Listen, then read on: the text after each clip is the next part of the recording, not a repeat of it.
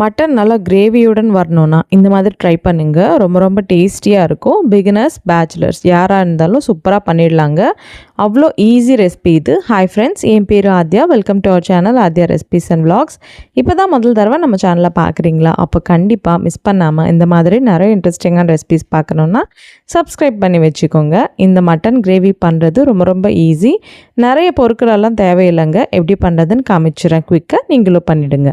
இதுக்காக 1 கிலோ மட்டனை நல்லா வாஷ் பண்ணிவிட்டு இதிலேயே ஒரு 1/2 ஸ்பூன் மஞ்சள், 1 ஸ்பூன் சால்ட், 2 ஸ்பூன் மிளகாய் பொடி, 1 ஸ்பூன் இஞ்சி பூண்டு பேஸ்ட் போட்டுட்டு நல்லா இந்த மாதிரி மிக்ஸ் பண்ணிவிட்டு ஒரு 1/2 மணி நேரம் மேரினேட் பண்ணிவிட்டேன். அந்த கிளிப் எப்படியோ மிஸ் ஆயிடுச்சு, அதனால தான் சொல்கிறேங்க. இதுக்காக ஒரு 3 பெரிய வெங்காயம், 3 பச்சை மிளகா குட்டி குட்டியாக கட் பண்ணிவிட்டு பக்கத்தில் இருக்கட்டும். இப்போது ஒரு 1/2 மணி நேரத்துக்கு அப்புறம் ஸ்டவ் மேலே பேனை வச்சுட்டு 4 ஸ்பூன் எண்ணெய், இதுலேயே கட் பண்ணி வச்சுட்டு பச்சை மிளகா, வெங்காயத்தை கூட சேர்த்துக்கலாம். சேர்த்துட்டு நல்லா ஒரு வாட்டி மிக்ஸ் பண்ணிக்கலாம். மிக்ஸ் பண்ணிவிட்டு மூடியை வச்சுட்டு இந்த வெங்காயம் பச்சை மிளகா நல்லா வேகட்டுங்க. கொஞ்சம் கலர் மாறணும். இந்த மாதிரி வந்ததுக்கப்புறம் மூடியை எடுத்துடலாம். எடுத்துட்டு 1 ஸ்பூன் அளவுக்கு இஞ்சி பூண்டு பேஸ்ட்டு சேர்த்துக்கலாம். சேர்த்துட்டு நல்லா மிக்ஸ் பண்ணிக்கலாம். இதிலேருந்து பச்சை வாசனை நல்லா போகிற வரைக்கும் நல்லா ஃப்ரை பண்ணிக்கலாம். இப்போது மேரினேட் பண்ணி வச்சுட்டு இந்த மட்டனை கூட சேர்த்துக்கலாங்க.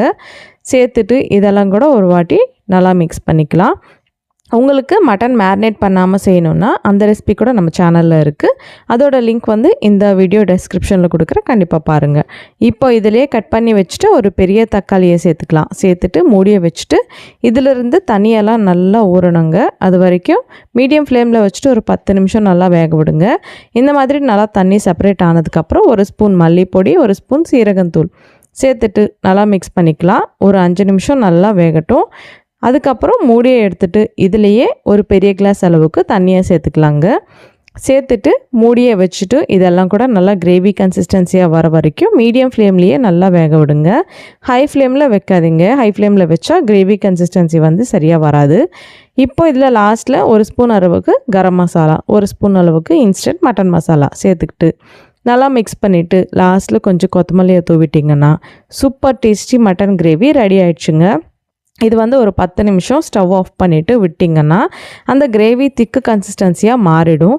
அவ்வளோதாங்க. நீங்கள் ரைஸ் இல்லைனா பிரியாணி, பகார் ரைஸ் எதில் இருந்தாலும் சூப்பராக இருக்கும் இந்த மட்டன் கிரேவி. கண்டிப்பாக இந்த சண்டே நீங்களும் ட்ரை பண்ணிவிட்டு எப்படி வந்ததோ எனக்கு கமெண்ட்டில் சொல்ல மறந்துடாதீங்க. இன்னும் நம்ம சேனலில் நான்வெஜ் ரெசிபிஸ் எல்லாம் இருக்குது. அதோட லிங்க்ஸ் எல்லாம் கூட இந்த வீடியோவில் கொடுக்குறேன். நீங்களும் பார்த்து எந்த ரெசிபி பிடிச்சதோ நீங்கள் ட்ரை பண்ணி எனக்கு கமெண்ட்டில் சொல்லுங்கள். இந்த மாதிரி நிறைய ரெசிபிஸ் பார்க்கணுன்னா நம்ம சேனல் இப்போவே சப்ஸ்கிரைப் பண்ணிக்கோங்க.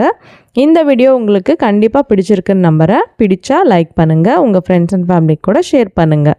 இன்னொரு இன்ட்ரெஸ்டிங்கான ரெசிபியுடன் மறுபடியும் உங்களை சந்திக்கிறேன். அது வரைக்கும் சைனிங் ஆஃப் உங்கள் ஆத்யா. Bye bye.